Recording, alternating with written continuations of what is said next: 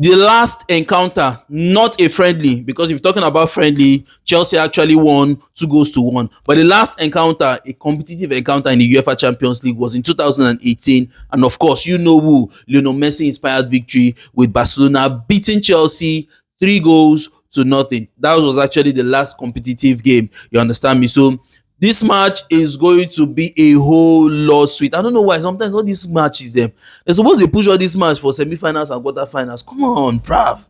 These are the matches that when person come out, you know, say, oh boy, I don't come out. You understand me? But it is what it is. Chelsea versus Liverpool.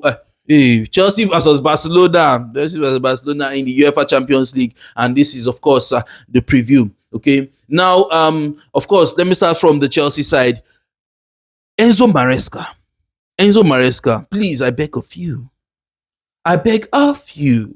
There's one thing he does, okay? There's one thing he does. Putting Malo Gusto at right back already. I don't talk Enzo Maresca is, talking about Malo Gusto and saying that this boy is actually a mainstay in the team. Okay, that's talking about Malo Gusto.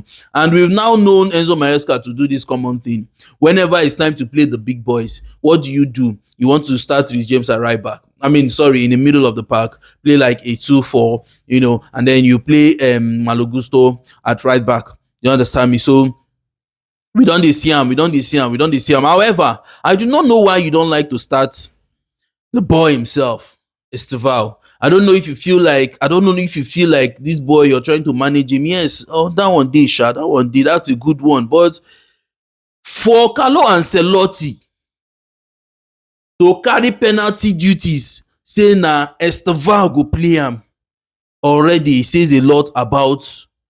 I don't talk am before now. I don't tell you say there's a way this boy called Esteval pushes the ball. He's not always scared at all. He's a very, very daring player. Very daring. When he enter match, you only one shows you, boy, I don't come and I dey here.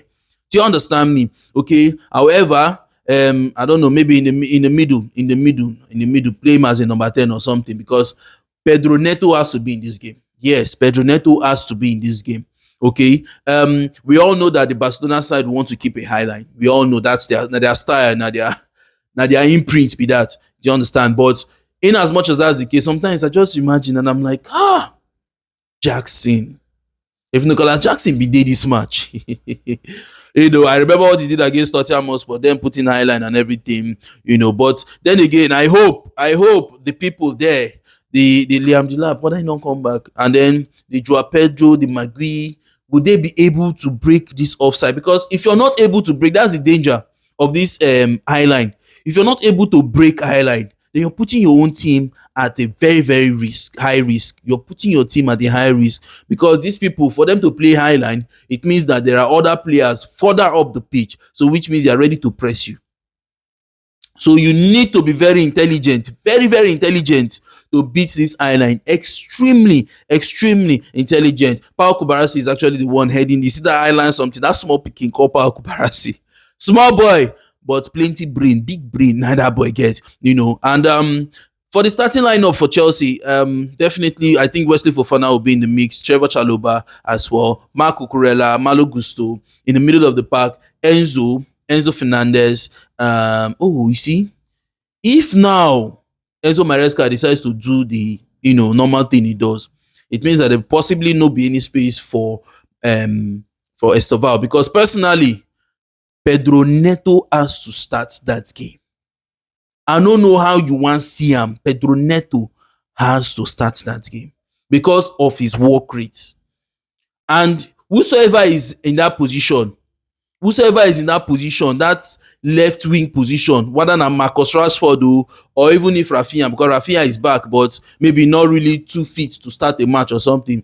But whether any of them, we all know Marcus Rashford is now back, the pace and everything. He dey body. His eyes for goals now, he don't dey. His eyes for assists, he don't dey. So in as much as I believe that Gusto could also come up with, a good performance against Marcus Rashford, Pedro Neto would also be involved trying to, to help at the back.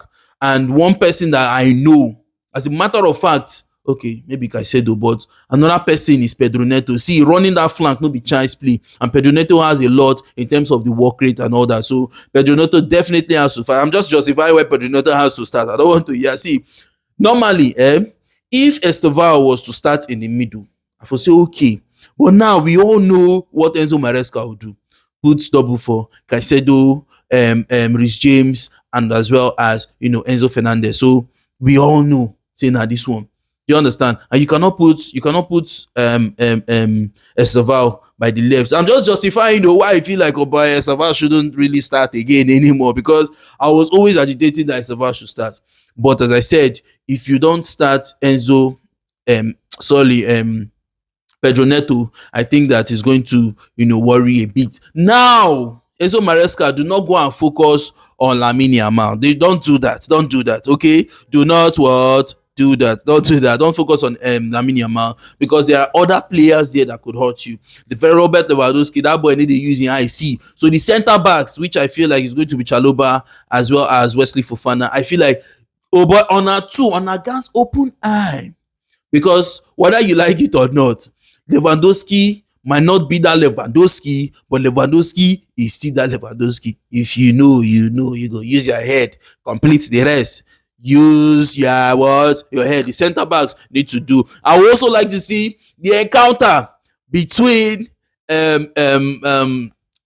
Marco Cucurella as well as Lamine Yamal. It's going to be a terrific battle. However, I feel one thing about Cucurella is this: if you're a winger that has the trickery and you want to do all those things, Cucurella, rather than doing shadow marking, Cucurella doesn't do shadow mark. Rather, Cucurella does better man marking. He doesn't give you space. Okay? So the only way you can beat Cucurella most of the times is deft touches. One touch, you go come out the ball from your body, and then space. That's the only thing. And I mean, we know that Lamine does not have the pace, to marshal somebody like Cucurella. So could it be that deft touch? It's going to be very, very tough. However, I feel like, bro, Cucurella, I don't think Lamine will be able to. But I would really like to see. Another dangerous thing about that is the fact that Lamine Yamal has that good pass in him. He's got that good pass in him. So he can also be very, very, very dangerous. Extremely dangerous. Let us not forget there's Fermin Lopez. Fermin Lopez is a very, very intelligent player in terms of positioning. So Chelsea have to be very, very careful, with this one. Chelsea have to be very careful. However, for the Barcelona side, keeping the high line will definitely give you the more impetus to actually attack this Chelsea side. Now we know that the Chelsea side, defensively, Chelsea have actually been trying to keep 1 or 2 good clean sheets, back-to-back clean sheets in the Premier League. Do you understand me? So somehow they are now looking like we can hold on our own. Do you understand? And of course, I feel like Pedri is going to also be a very big loss for this Barcelona side. Pedri to me is a big loss. Yes, he's a very, very big loss, because he's got the ability to dictate play a lot of time, although De Jong is there. So that's very good. But Pedri is also a very, very big loss. Ability to come out of press and all that is Pedri get up for body. So Pedri is a big loss, and then Ice Palmer is also a loss. Ice Palmer should possibly be on the bench. I wish they were then talk say a fracture in two. Today, Baba the train. Funny people. You sure see those people, they know why us. Anyways, Chelsea fans, I want you to let me know what you think in the comment section. Now, Barcelona fans as well, let me know what you think in the comment section. Matches like this are matches we want to watch. The UEFA Champions League, Chelsea versus Barcelona. Let me know what you think in the comment section. Personally, for my prediction, again, beating the island of Barcelona. One thing about beating this island of Barcelona, I just remember this one, is there should be a lot of cross-field passes. For this Chelsea side. If you want to beat the high line, a lot of cross-field passes. Because one thing about keeping this high line, right? They want to, everybody, they watch themselves. But when there's an activity going on here, everybody's eyes are here. So there's going to be a bit of a distraction. So in fact, Garnacho has to start this game. Garnacho and Pedro Neto, they need to run this wing. Because now, if there are distractions, if the ball is being played maybe from the left, okay, most of the players, their attention will definitely be, and then you have the last man also looking at the line, the eye line, okay. Now, a crossfield pass from a rushing Garnacho from the other side can always break that high line. Okay, it can always break it. So if you want breaker now, just go through the wings. Chelsea, go through the wings, and you're okay to break in the high line. It is easier to break the high lines when you go through the wings than going through the middle. Anyways, Chelsea fans, again, let me know what you think. It's going to be a very tough match. Your defense should probably do the work for you. If not, I'll go concede. Chelsea will concede if the defense is not able to stand strong. But playing a double four, which we know, Senzo Merasco one just shock us. So, but say you want to play with James, also play Moses Caicedo. To me, say, because they like say all of them are 8, but we know Caicedo is a DM and all that, But let me know what you think in the comment section.